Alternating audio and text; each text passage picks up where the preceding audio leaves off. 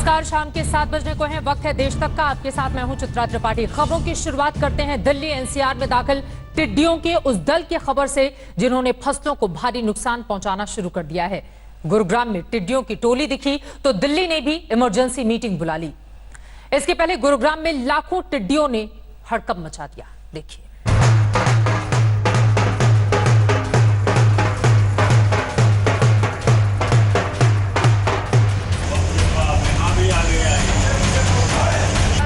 खत्म है, ये अभी मरे ना है, ऐसी कर। देखते ही देखते साइबर सिटी गुरुग्राम के आसमान पर टिड्डियों का सैलाब दिखने लगा। हवा में टिड्डियां ही टिड्डियां दिखने लगी। अचानक से एक साथ इतनी टिड्डियों को देखकर हर कोई हैरान परेशान हो गया। अभी सुबह तो सही था, पूरा खोलो, ब्लैक ने पूरी जमीन भी ना दिखाई दे रही वहाँ पे। लाखों की संख्या में टिड्डियां गुरुग्राम की ऊंची ऊंची इमारतों से गुजरने लगी। टिड्डियों को भगाने के लिए कोई थाली बजाने लगा तो कोई चम्मच कटोरी। शोर मचाकर टिड्डी दल को दूर करने का हर जतन किया गया। गुरुग्राम के ग्रामीण ही नहीं, शहरी इलाकों में भी लाखों की संख्या में टिड्डियां दिखीं। गुरुग्राम के राजेंद्र पार्क, सेक्टर 5, सूरत नगर, धनवापुर समेत कई इलाकों में टिड्डियों का हमला हुआ। काफी देर तक गुरुग्राम में टिड्डियों की टोली ऐसे ही टहलती रही। टिड्डियों के दल से फसलों को बचाने के लिए किसान खेत में मुस्तैद हो गए। टिड्डियों के टेरर ने घबराहट पैदा कर दी। टिड्डियां गुरुग्राम तक पहुंच गई तो अलर्ट दिल्ली में भी हो गया। बताया जा रहा है कि गुरुग्राम में घुसपैठ कर चुके इस टिड्डी दल में 60 लाख टिड्डियां हैं। पाकिस्तान से आई टिड्डी दल का दायरा बढ़ता जा रहा है। टिड्डी आगी से खान पर खुर्द में मुनादी करीदा से के सब जमींदार अपना अपना खेता में पहुंच जा। राजस्थान, महाराष्ट्र, मध्य प्रदेश, यूपी में हमले के बाद टिड्डियां गुरुग्राम तक पहुंच गई हैं। दल, ये बहुत बड़ा दल जो है अपने इस इलाके के 10 गांव में सेटल हुआ है। प्रशासन पहले से अलर्ट था, दवाई का इंतजाम था, फायर ब्रिगेड भेज दिए थे। फसलों का फिर भी नुकसान हुआ है। चंद मिनट में ही फसलों को बर्बाद कर देने वाले टिड्डी दल से सबसे बड़ा खतरा किसानों को है। टिड्डी दल से निपटने के लिए प्रशासन की तरफ से भी दवाई का छिड़काव हो रहा है। खतरे को भांपते हुए सोनीपत प्रशासन ने भी किसानों को थाली चम्मच के साथ तैयार रहने को कहा है।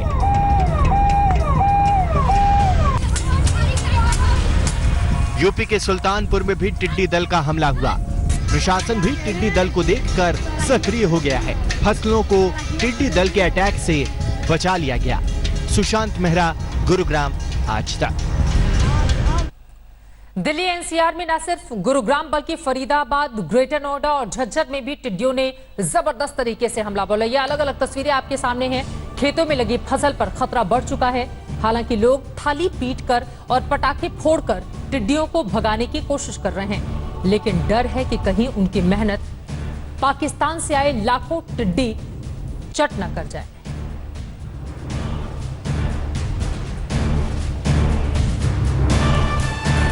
इन सब के बीच दिल्ली सरकार ने एडवाइजरी जारी की है।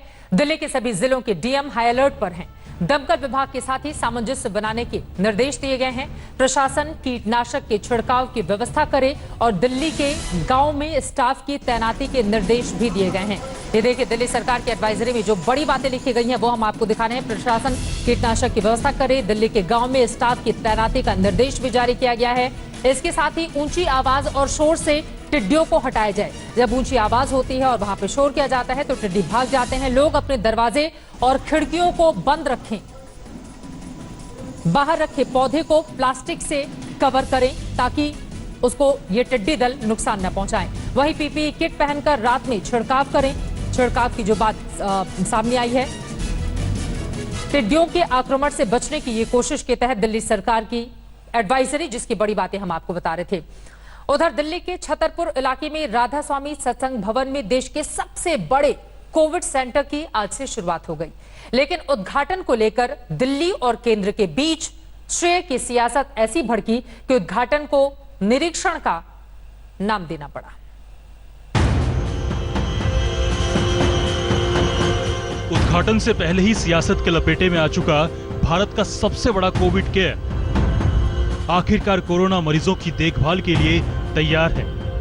गृह मंत्री अमित शाह और दिल्ली के मुख्यमंत्री अरविंद केजरीवाल दोनों ने राधा स्वामी सत्संग भवन में बने इस अस्थायी अस्पताल की औपचारिक शुरुआत कर दी, जिसे Sardar Patel Covid care centre का नाम दिया गया है। लेकिन सियासी पेच ऐसा फंसा कि शुरुआत के कार्यक्रम को उद्घाटन की बजाय निरीक्षण का नाम दे दिया गया। करीब 10,000 बेड की क्षमता वाले इस अस्पताल को लेकर कई दिनों से चर्चा थी। दिल्ली में कोरोना इंतजामों को लेकर निशाने पर आई केजरीवाल सरकार इस अस्पताल के जरिए वाहवाही लूटने के ख्वाब बुन रही थी। लेकिन उद्घाटन कार्यक्रम में अमित शाह के आने की खबर से चूर होते सपनों की छनछनाहट आप सांसद संजय सिंह के ट्वीट में सुनाई दी। सुना है दिल्ली सरकार द्वारा बनाए गए दुनिया के सबसे बड़े कोविड अस्पताल का गृह मंत्री अमित शाह चोरी चोरी चुपके उद्घाटन करने आ रहे हैं। बीजेपी कोरोना से लड़ रही है या फिर अरविंद केजरीवाल से? आम आदमी पार्टी के इस हमले से बीजेपी तिलमिला गई। नहले पर जवाबी दहला मारने के लिए सांसद गौतम गंभीर आगे आए। संजय जी, आपके इस ट्वीट के बाद मैंने स्वयं गृह मंत्री श्री अमित शाह जी से इस विषय पर बात की। उन्होंने बताया कि उद्घाटन करने नहीं, निरीक्षण करने जा रहे हैं, जिसके लिए अरविंद केजरीवाल जी को भी बुलाया है। आपकी केजरीवाल जी से बात नहीं होती या अकेले जाकर क्रेडिट लेने का मन बनाया था? सियासत पहले भी हुई, आगे भी होती रहेगी, लेकिन यह अस्पताल वाकई में बड़ा प्रयास है। इसकी खूबियां भी देख लीजिए। कार्डबोर्ड का बेड हालांकि यहाँ पे बनाया गया है, जो कि काफी हल्का देखने में लगता है। इसी के साथ हर बेड पे रेलवे की चादर यहाँ पे लगाई गई है। इसी के साथ शौचालय और पानी की भरपूर व्यवस्था यहाँ पे कर दी गई है। साथ ही साथ आपको बताते चले कि आईटीबीपी के जवानों के हाथ में यहाँ की पूरी देखरेख होगी। डॉक्टर्स, नर्सेस इन्हीं के लगाए गए हैं। उसका कारण ये है क्योंकि जब से कोरोना भारत में दस्तक दिया है, तभी से आईटीबीपी के जवान काफी सारे क्वारंटीन सेंटर को मैनेज कर रहे थे। इसके बाद से यहाँ का भी जिम्मा इनके हाथ में है। गर्मी को ध्यान में रखते हुए आप तस्वीरों में देख सकते हैं, ये कूलर्स लगाए गए हैं, जो ये पूरा प्रयास करेंगे कि जितने भी लोग यहाँ पे हो उनको गर्मी के वक्त में ऐसे तरीके से निजात दिलाई जा सके। यह अस्पताल करीब 300 एकड़ में बनाया गया है। अस्पताल की कुल क्षमता 10,200 बेड की है, लेकिन शुरुआत में 2,000 बेड ही लगाए गए हैं। 10% बेड में ऑक्सीजन की सुविधा होगी। अस्पताल से 75 एम्बुलेंस जोड़ी गई हैं।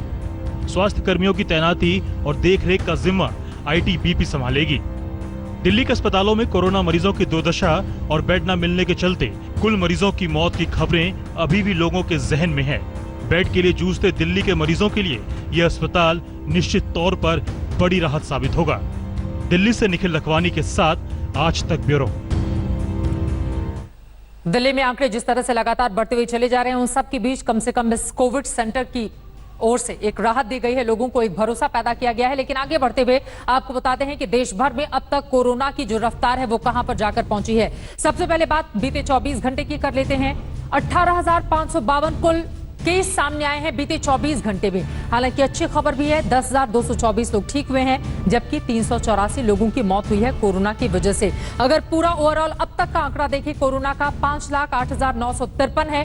कुल केस 2,95,881 ठीक हुए हैं। 15,685 लोगों की जान गई है। अब तक का ये पूरा आंकड़ा हिंदुस्तान का। राजधानी दिल्ली की बात करें, 80,188 कुल संक्रमित, 49,301 लोग ठीक हुए हैं। 2,558 लोगों की जान गई है अकेली राजधानी दिल्ली में। महाराष्ट्र में सबसे ज्यादा बड़े आंकड़े हैं, 1,52,765, 1.5 लाख से ज्यादा संक्रमित। हालांकि 79,815 लोग ठीक हुए हैं। 7,000 से ज्यादा लोगों की जान गई है महाराष्ट्र में। तमिलनाडु में 74,622 कुल केस, 41,357 ठीक हुए हैं। 957 की जान गई है। तमिलनाडु का ये बड़ा आंकड़ा है। तो राज्यों के हिसाब से आप समझ सकते हैं सबसे ज्यादा परेशानी का सबब बना हुआ है। एक तरफ जहां महाराष्ट्र, मुंबई, वहीं दूसरी तरफ राजधानी दिल्ली। लेकिन इन सब के बीच अब अगली खबर, लद्दाख सीमा पर चीन को लेकर तनाव लगातार जारी है, लेकिन देश की सियासत अब चीन के फंड पर आकर लटक गई है। कांग्रेस की सीमा पर तनाव को लेकर पूछे जा रहे सवालों पर बीजेपी ने चंदे को लेकर जबरदस्त घेराबंदी शुरू कर दी है। आज जेपी नड्डा ने एक बार फिर से कांग्रेस से चीन के चंदे को लेकर 10 सवाल पूछे हैं। जवाब में कांग्रेस बीजेपी पर मुद्दे से ध्यान भटकाने का आरोप लगा रही है।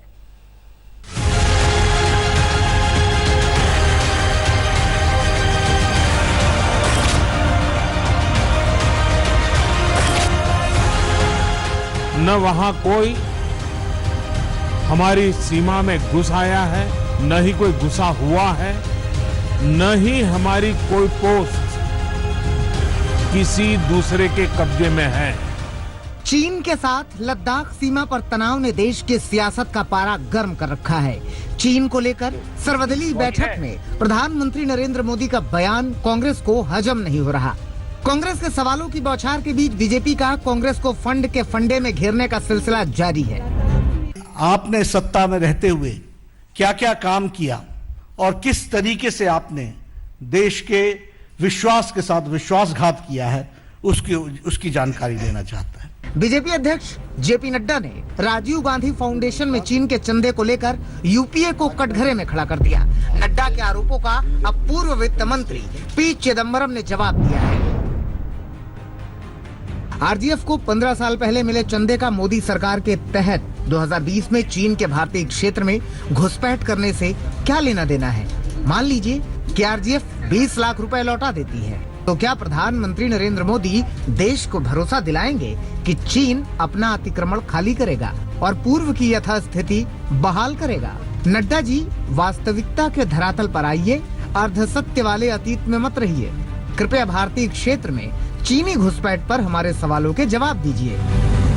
आज पी चिदम्बरम साहब बोलते हैं कि प्रिजम्पटिव ऑफर है हमारा, और वो प्रिजम्पटिव ऑफर ये है कि राजीव गांधी फाउंडेशन वो पैसा वापस लौटा देगा।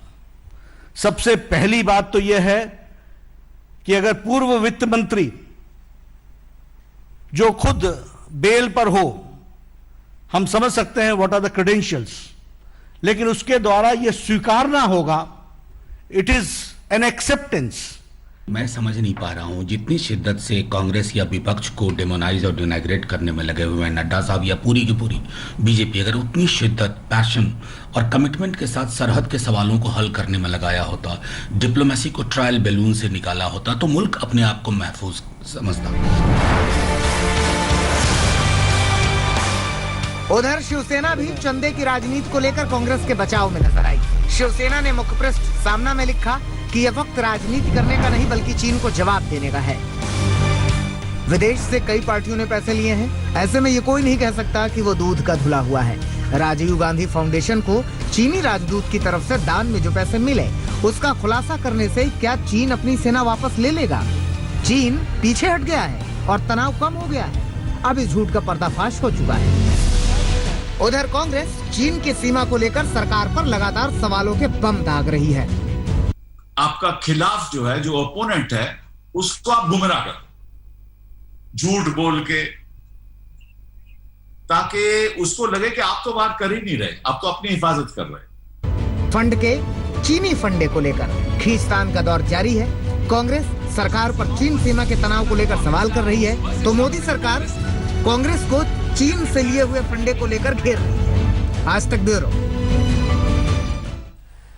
और अब बात चीन के खिलाफ देश के उठे आक्रोश की कर लेते हैं। शहर शहर चीन के सामानों के खिलाफ लगातार विरोध हो रहा है। 20 जवानों की शहादत के बाद सरकार के सामने लोगों का गुस्सा चरम पर है और वो हर हाल में चीन को सबक सिखाना चाहते हैं। ये अलग अलग तस्वीरें हम आपको दिखा रहे हैं, दिल्ली, बेगूसराय, जयपुर की तस्वीरें। चीनी सरकार को लेकर लोगों में काफी ज्यादा नाराजगी है। हमारे 20 जवानों की शहादत हुई, जिसके बाद बहिष्कार की तस्वीरें चीन के सामानों की देश के अलग अलग हिस्से से, हिंदुस्तान से सामने आ रही हैं। दिल्ली, बिहार के बेगूसराय और राजस्थान के जयपुर की ये तस्वीरें आपके सामने। आगे बढ़ते हुए बात अब तेल के बढ़ते दामों को लेकर करते हैं। लगातार 21 दिन से तेल के दाम बढ़ते ही जा रहे हैं। इन 21 दिनों में पेट्रोल 9 रुपए 12 पैसे और डीजल 11 रुपए प्रति लीटर महंगा हो चुका है। आम लोग बेहाल हैं। कांग्रेस समेत पूरे विपक्ष ने वहीं सरकार को घेर लिया है।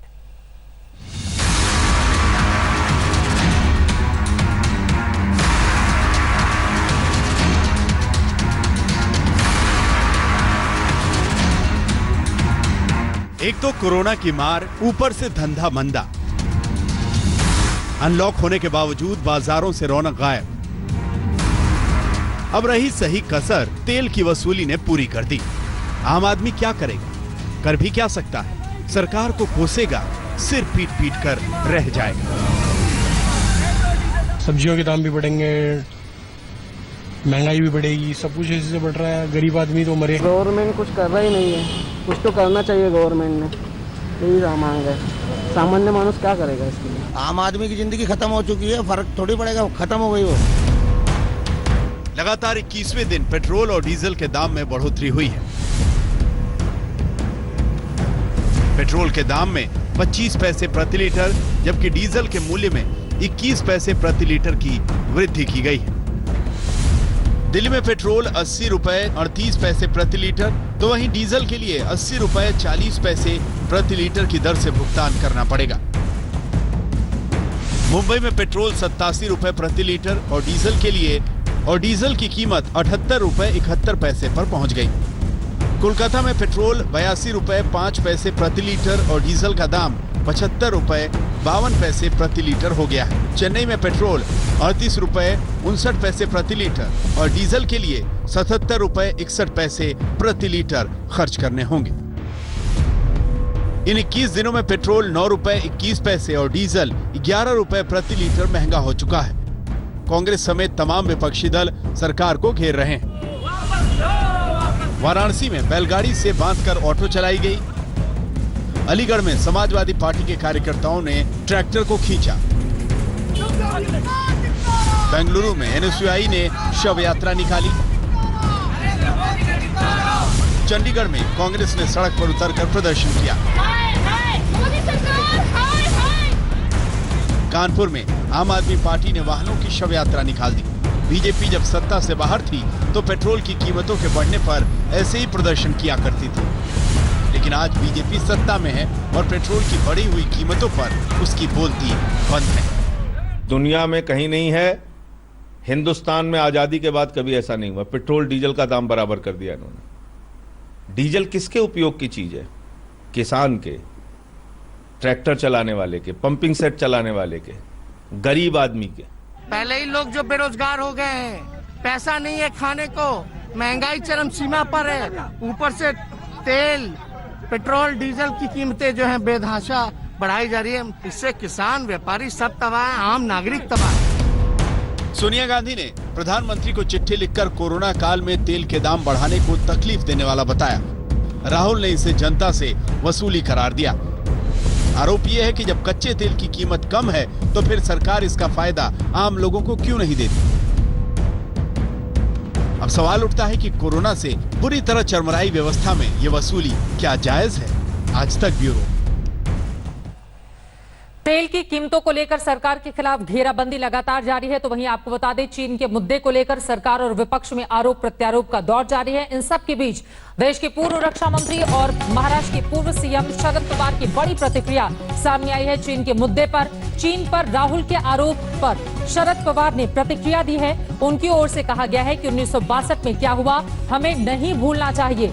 राष्ट्रहित से जुड़े मुद्दों पर सियासत पूरी तरह से गलत है, ये कहा है शरद पवार ने। आपको बताते चले 26 जून 1991 से 6 मार्च 1993 तक डिफेंस मिनिस्टर रहे शरद पवार। उनकी ओर से ये बड़ा बयान सामने आया है। मौजूदा समय में नहीं पता चीन ने कब्जा किया है या फिर नहीं, यानी कि सरकार की ओर से जो बातें कही जा रही हैं कि हमारी जमीन पर कब्जा नहीं किया गया है, उस पर शरद पवार ने कहा है मौजूदा दौर में हमें नहीं पता कि चीन ने कब्जा किया है या फिर नहीं। राहुल गांधी के बयान पर एनसीपी प्रमुख शरद पवार की ये बड़ी प्रतिक्रिया सामने आई है। आपको ये भी बताते चलें कि महाराष्ट्र में इस वक्त एनसीपी, कांग्रेस, शिवसेना आपस में मिलकर सरकार चला रहे हैं, लेकिन चीन के मुद्दे पर शरद पवार की ये प्रतिक्रिया काफी ज्यादा अहम।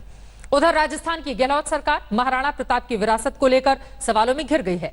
10वीं की किताबों के महाराणा के जीवन और जुझारूपन के किस्से कम कर दिए हैं। इसे लेकर राणा के वंशज और इतिहासकार दोनों सरकार पर हमलावर हैं।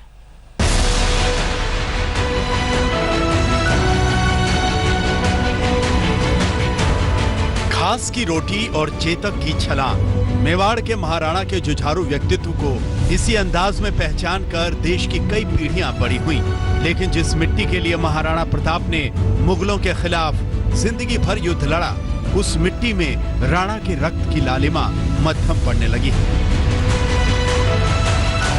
राजस्थान बोर्ड के 10वीं की सामाजिक विज्ञान की किताब में महाराणा प्रताप और उनके घोड़े चेतक वाले अध्याय में काट छांट कर दी गई, यानी राजस्थान के बच्चों को अब न ये पता चलेगा कि राणा ने कैसे जंगलों में जीवन बिताते हुए युद्ध की तैयारियां की और कैसे तमाम विपरीत परिस्थितियों के बावजूद उनकी आजादी की ललक और युद्ध का हौसला रत्ती भर नहीं डिगा। मैं सरकार से यही गुजारिश करना चाहूंगा कि अगर किसी प्रकार से अगर इन बातों के अंदर कोई तथ्य है कि अगर इतिहास को लेकर कोई खिलवाड़ हुआ है या कोई छेड़खानी हुई है, तो सरकार से मैं यही निवेदन करूंगा कि वो उसके जल्द से जल्द दुरुस्त करे। 2017 में 10वीं के पाठ्यक्रम में बदलाव हुआ था। सामाजिक विज्ञान की किताब में महाराणा प्रताप पर विस्तार से जानकारी दी गई थी। 2020 की किताब में पाठ्यक्रम में फिर से बदलाव किया गया। महाराणा प्रताप वाले अध्याय में काट छाट कर दी गई। राणा और चेतक से जुड़ी कई बातें किताब से हटा दी गई। बदलाव से पहले लेखक की राय भी नहीं ली गई।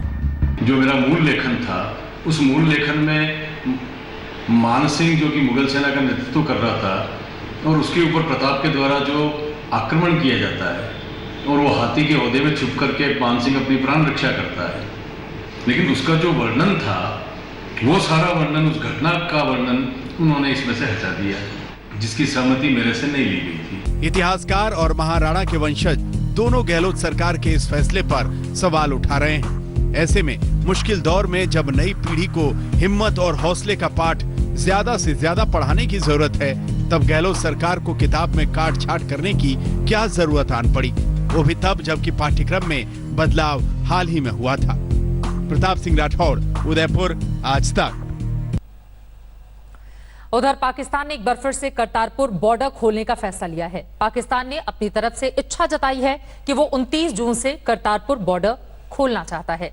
एसजीपीसी की केंद्र सरकार से अपील की है कि वो पाकिस्तान के प्रस्ताव पर विचार करे। एसजीपीसी की ओर से कहा गया है, कोरोना की वजह से करतारपुर बॉर्डर को बंद करने का फैसला लिया गया था, लेकिन अब पाकिस्तान की ओर से ऑफर है कि हम इसे खोलना चाहते हैं।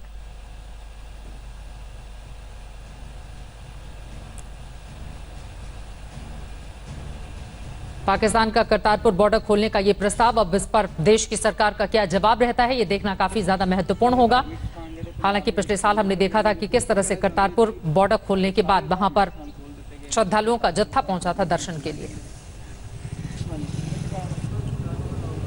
अब पाकिस्तान के इस प्रस्ताव पर भारत सरकार का क्या जवाब आता है, ये देखना काफी ज्यादा महत्वपूर्ण होगा। लेकिन एसजीपीसी की ओर से ये बातें सरकार के सामने रखी गई हैं। नमस्कार, मैं हूं अंजना ओम कश्यप। हमें उम्मीद है ये वीडियो आपको पसंद आया होगा।